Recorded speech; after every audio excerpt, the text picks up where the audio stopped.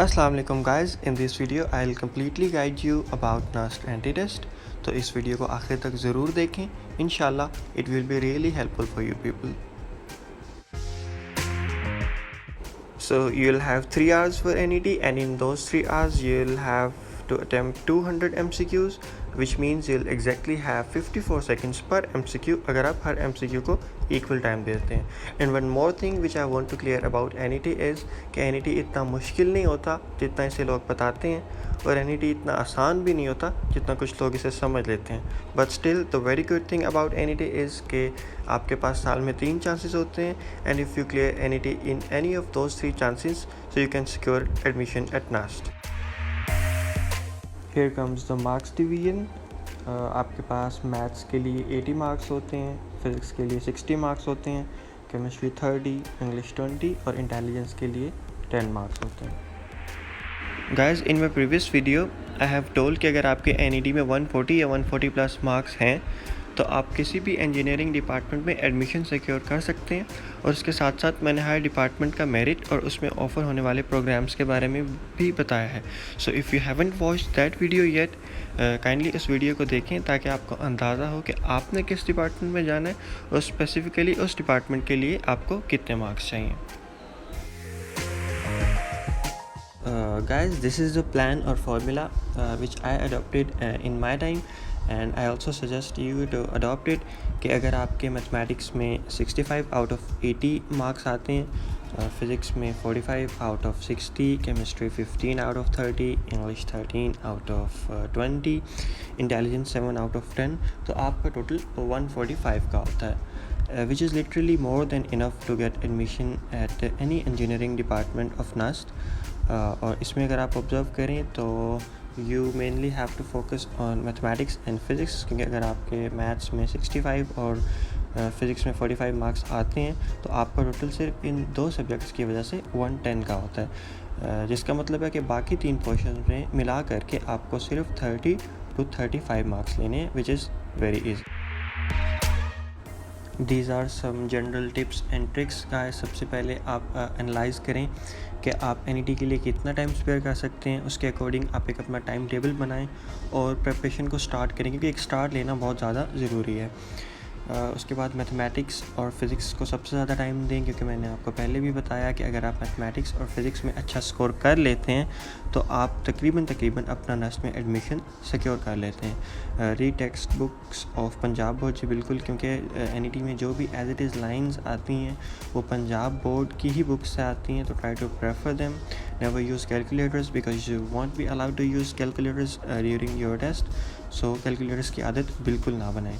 Keep a check on your speed, जो कि बहुत ज़्यादा ज़रूरी है, क्योंकि अगर आप कितनी भी प्रिपरेशन कर लें, अगर आपकी स्पीड अच्छी नहीं है तो you won't be able to clear NET. Don't rely on key books, क्योंकि अगर आप सोच रहे हैं कि जैसे हम स्कॉलर सीरीज़ या कोई भी और की बुक्स यूज़ करते हैं FSC में, उनसे कुछ MCQs आने वाले हैं, तो ऐसा बिल्कुल नहीं है. Mostly you'll have conceptual MCQs और बाकी के MCQs आपकी टेक्स्ट बुक से आते हैं. Practice MCQs from good books ही बिल्कुल आपको एक अच्छी बुक ख़रीदनी है प्रैक्टिस के लिए, क्योंकि प्रैक्टिस बहुत ज़्यादा ज़रूरी है. और इस वीडियो में भी मैं आपको कोई बुक सजेस्ट करूँगा. Complete rest before the test जी बिल्कुल बहुत ज़रूरी है कि आप अपना रेस्ट कंप्लीट करें. अगर आपके रिलेटिव्स इस्लामाबाद में रहते हैं तो वेल एंड गुड, आप एक रात पहले जाइए, अपना रेस्ट कंप्लीट करें और अगले दिन आप टेस्ट दें. फिर चाहे आप मॉर्निंग का ही सेलेक्ट कर लें, इशू नहीं होगा. लेकिन अगर आप इस्लामाबाद में नहीं रह सकते तो आप मॉर्निंग का टेस्ट बिल्कुल सेलेक्ट ना करें, आप बात का करें, क्योंकि आपको इस तरह से रेस्ट का टाइम मिल जाएगा और कुछ खाने का भी. Attempt all the MCQs because there is no negative marking in NET, और आपको किस तरह से मैनेज करना है टाइम वो भी मैं इस वीडियो में आपको बताऊँगा. अवेल एटलीस्ट 2 NETs, जैसे कि आपको बताया 3 NETs हैं, तो एटलीस्ट 2 आप ज़रूर अवेल करें, ताकि पहले में आपको एक्सपीरियंस हो और आपको आइडिया हो आप कहाँ लाइक करें, और दूसरे में आप कंप्लीट प्रिपरेशन के साथ टेस्ट दे सकें. बिल्कुल पॉजिटिव रहें, रिलैक्स रहें.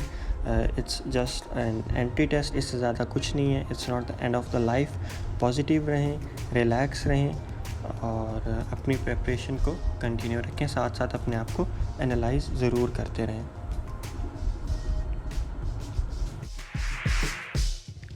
This is mathematics, which is the most important portion for NUST NT test. I have given some important chapters from part 1 and part 2 as well. अब ऐसा नहीं है कि आपने सिर्फ इन्हीं चैप्टर्स को करना है, बल्कि ये वो चैप्टर्स हैं जिनको आपने बहुत अच्छी तरह से करना है. अगर आप बात करें डिफ़िकल्टी लेवल की, तो इतना ज़्यादा मुश्किल नहीं होता है. एक ऑर्डिनरी स्टूडेंट जिसने सिलेबस पढ़ा हो वो भी 40 to 45 मार्क्स ले लेता है.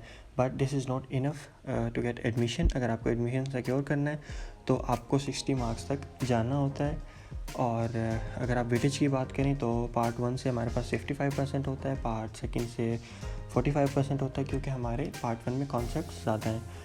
और एक स्टूडेंट्स जो ये गलती करते हैं वो ये है कि वो एक्सरसाइजेज पे तो फोकस करते हैं, लेकिन उससे पहले के कंटेंट को इग्नोर करते हैं. आपने ऐसा बिल्कुल नहीं करना है. एक्सरसाइजेज से पहले के कंटेंट को अच्छे से पढ़ें, उसमें जो डेरिवेशंस हैं फार्मूलाज की उनको समझें, इससे आपके कॉन्सेप्ट्स बेहतर होंगे. और वैसे भी एक्सरसाइजेज के जो लेंथी क्वेश्चंस होते हैं उनमें से नॉर्मली MCQs नहीं आते, आपके कॉन्सेप्चुअल MCQs आते हैं. और कुछ स्टूडेंट्स को डिफ़िकल्टी फेस करना होती है कैलकुलेशंस में, तो उसकी आसानी के लिए आप वैल्यूज़ को एस्टिमेट कर सकते हैं. जैसे आप पाई को 3 ले लें, पाई स्क्वायर को 10 एज्यूम कर लें. और इसके साथ साथ कुछ हायर पावर की वैल्यूज़ होती हैं, उसमें आप डेसिमल्स को एक हद तक इग्नोर कर सकते हैं, क्योंकि अगर आप उनमें पावर्स को अच्छे से डील करें तो आप अपने आंसर तक पहुंच सकते हैं. इसके साथ साथ प्रैक्टिस बहुत ज़रूरी है. और प्रैक्टिस के स्टार्ट में अगर आपको टाइम का इशू है तो कोई मसला नहीं, with the passage of time आप अपनी स्पीड इंक्रीज़ कर सकते हैं. All what you need to do is to be consistent. This is the physics portion, which is second most important portion of NUST NT test. I have given some important chapters of physics. उसके अलावा physics में 3 तरह के MCQs होते हैं. पहले theoretical, फिर conceptual और न्यूमेरिकल. थ्योरेटिकल में मोस्टली आपकी बुक की लाइंस आ जाती हैं, और उसके साथ साथ आपके जो टेबल्स होते हैं बुक में उनमें से कुछ वैल्यूज़ आ सकती हैं. कॉन्सेप्चुअल MCQs जिनको हम डिपेंडेंस या इंडिपेंडेंस के MCQs भी बोलते हैं, उसमें आपके पास मोस्टली रिलेशनशिप्स आती हैं, जैसे कि सेंट्रीपिटल फोर्स और रेडियस की रिलेशनशिप आ सकती है कि एक चीज़ को हम कम करें तो दूसरी चीज़ बढ़ेगी या कम होगी, या कितना बढ़ेगी या कम होगी. उसके साथ साथ हमारे पास फिर आता है न्यूमेरिकल पोर्शन, जो कि हमारा मेजर पार्ट होता है फिजिक्स पोर्शन में. इसमें अक्सर हमारे पास बड़ी स्टेटमेंट्स भी आ सकती हैं, तो आपने बड़ी स्टेटमेंट्स को अच्छे से जज करके सॉल्व करना होता है. अगर हम फिज़िक्स की प्रिपरेशन की बात करें तो इसमें सबसे पहले आपको अच्छे से बुक रीड करना है. उसमें जो इंपॉर्टेंट लाइंस हैं उनको आप हाईलाइट करें, और जो इंपॉर्टेंट फार्मूलाज हैं आप उनको नोट डाउन कर लें. और फिर उसके बाद आप बुक के एग्जांपल्स करें, बुक के न्यूमेरिकल्स करें. फिर आप डिफरेंट यूनिवर्सिटीज़ के एंटी टेस्ट के पास पेपर्स लें, उनको अच्छे से सॉल्व करें, और एक अच्छी सी प्रैक्टिस बुक लेके आप उसकी से अच्छी प्रैक्टिस करें. मैं आपको इस वीडियो में भी एक बुक सजेस्ट करूँगा. और इसके बाद फ़िज़िक्स में सबसे इम्पोर्टेंट 3 चीज़ें होती हैं: यूनिट्स, कन्वर्जन्स और लिंकिंग फार्मूलाज. अगर आपको यूनिट्स अच्छे से आएंगे तो आपके लिए काफ़ी आसानी होगी. इसी तरह कन्वर्जन्स आपको आनी चाहिए, क्योंकि कुछ MCQs बहुत आसान होते हैं, लेकिन अगर आपको कन्वर्ट नहीं करना आता तो आप उसको सोल्व नहीं कर पाएंगे. इसी तरह फार्मूलाज को लिंक करना होता है. फ़िज़िक्स में अक्सर हमारे पास कभी अननोन को फाइंड करने के लिए हमें कुछ फार्मूलाज को लिंक करना होता है. और अगर आपको ये सब चीज़ें आती होंगी तो फिज़िक्स का एक पोर्शन जो काफ़ी मुश्किल होता है आपके लिए मुश्किल नहीं रहेगा. This is chemistry portion. I have given some important chapters for chemistry as well. If you talk about difficulty level, it's easier as compared to mathematics and physics. आपके पास बहुत सारी lines as it is आई होती हैं book से, और आपसे काफ़ी values पूछी होती हैं जो कि हमारे पास ऑलरेडी बुक में गिवन है. तो अगर आप अच्छे से बुक को रीड कर लें और उन वैल्यूज़ को क्रैम कर लें तो आपके लिए काफ़ी हद तक आसानी हो जाती है. इसके साथ साथ मेरा नहीं ख्याल कि आपको केमिस्ट्री को बहुत ज़्यादा टाइम देने की ज़रूरत है. आप यही टाइम जो है अपना फ़िज़िक्स और मैथमेटिक्स के लिए सर्व करें. और केमिस्ट्री में जैसा कि हमारा प्लान भी यही है कि हमें 15 तक मार्क्स चाहिए, या 15+. तो अगर आप इन्हीं चैप्टर्स को जिनको मैंने मेंशन किया अच्छे से कर लें तो आप 15 तक मार्क्स ले सकते हैं.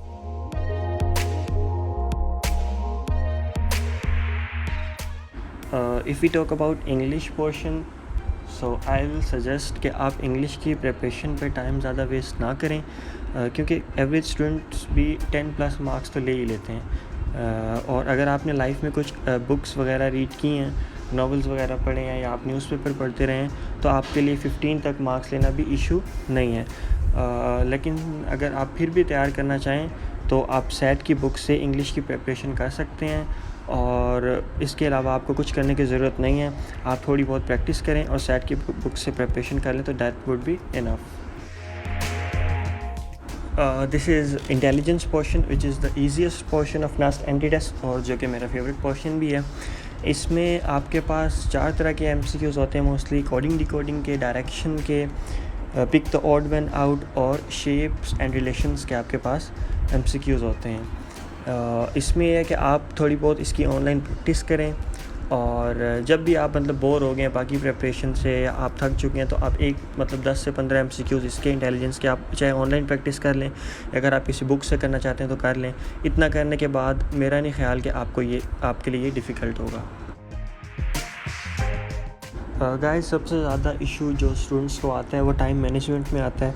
काफ़ी स्टूडेंट्स ने मुझे बोला कि मैं टाइम मैनेजमेंट पे कोई वीडियो बनाऊं, तो मैंने अपने काफ़ी फेलोज से भी डिस्कस किया नास्ट में, और अपने एक्सपीरियंस को सामने रखते हुए एक स्केच आपके लिए बनाया है कि सबसे पहले आप मैथमेटिक्स पोर्शन को करें, क्योंकि उस टाइम आप फ्रेश होते हैं और मैथमेटिक्स जो है वो हमारा मेजर पोर्शन भी है। तो आप सबसे पहले मैथमेटिक्स से स्टार्ट करें। आप इसको 75 मिनट्स दें। 75 मिनट्स में आप जितने MCQ सॉल्व कर सकते हैं करें, और कोशिश करें कि आप 60 या 65 तक MCQs कर लें, और बाकी के जो MCQs हैं वो आप स्किप कर दें रिव्यू टाइम के लिए। उसके बाद आप केमिस्ट्री करें, क्योंकि केमिस्ट्री थोड़ा आसान होती है। मैथमेटिक्स करने के बाद आप थोड़ा थकते हैं, तो आप केमिस्ट्री करें, उसमें ज़्यादा कैलकुलेशंस भी नहीं होती। केमिस्ट्री का आप 15 मिनट्स दें, और इन 15 मिनट्स में कोशिश करें कि आप मिनिमम 20 तक MCQs आप कर लें।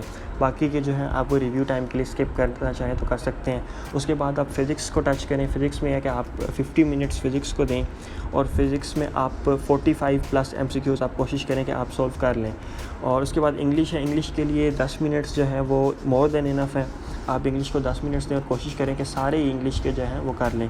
इंग्लिश को आप रिव्यू टाइम में ना लेके जाएं। उसके बाद इंटेलिजेंस है। इंटेलिजेंस में भी अगर आपने थोड़ी प्रैक्टिस किया तो 10 मिनट्स में आप इजीली इंग्लिश इंटेलिजेंस पोर्शन को आप कवर कर लेंगे। उसके बाद आपके पास रिव्यू टाइम आता है 20 मिनट्स का। आप रिव्यू टाइम रखें तो टोटल आपके पास 180 मिनट्स आपके कंप्लीट हो जाएंगे, जो कि 3 घंटे बन जाते हैं। और और जो टिप्स मैं आपको देना चाहूँगा वो ये है कि आप अपनी नर्व्स पे कंट्रोल रखें, रिलैक्स रहें। NET है, कोई दुनिया नहीं ख़त्म होने लगी है, आपके पास और चांसेस भी हैं।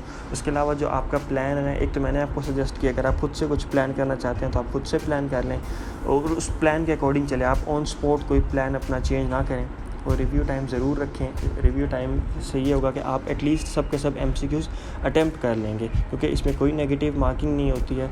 तो आप अगर रिव्यू टाइम रखेंगे तो जो भी आपके MCQs रहते हैं आप उनको जल्दी से या जैसे भी करके आप 200 MCQs अटैम्प्ट कर पाएंगे। बहुत से स्टूडेंट्स पूछ रहे थे कि हम प्रैक्टिस के लिए कौन सी बुक्स यूज़ करें। तो जो 2 बुक्स मैं आपको सजेस्ट करूँगा वो किप्स की है और स्टेप की हैं। ये कोई स्पॉन्सर्ड नहीं है, मैंने अपने फेलोज से काफ़ी से पूछा, उन सब ने ये यूज़ किए थे जिनके अच्छे स्कोर हैं, और मैंने खुद भी स्टेप से स्टार्ट लिया था। और डिफ़िकल्टी लेवल में ये कि स्टेप का थोड़ा डिफ़िकल्टी लेवल कम है। किप्स क्या ये है कि थोड़े डिफ़िकल्ट MCQs भी आपको उसमें मिलेंगे, तो आप दोनों भी यूज़ कर सकते हैं। और उसके साथ साथ ऑनलाइन प्रैक्टिस भी आपके पास एक बहुत अच्छा जो है वो सोर्स है, आप उसको भी यूज़ करें। सो गाइस, अगर आपको ये वीडियो अच्छी लगी है तो आप इस वीडियो को काइंडली लाइक करें, और मुझे अपना फ़ीडबैक दें कि ये वीडियो आपके लिए हेल्पफुल थी या नहीं थी। और इसके साथ साथ अगर आपके कुछ क्वेश्चंस हैं तो आप कमेंट सेक्शन में पूछ सकते हैं विदाउट एनी हेजिटेशन। और क्योंकि हम इस तरह की मज़ीद वीडियोस अपलोड करते रहेंगे एडमिशन के हवाले से, एंटी टेस्ट के हवाले से, तो काइंडली आप इस चैनल को सब्सक्राइब कर लें। और in the and I wish you a very good luck. Thank you so much.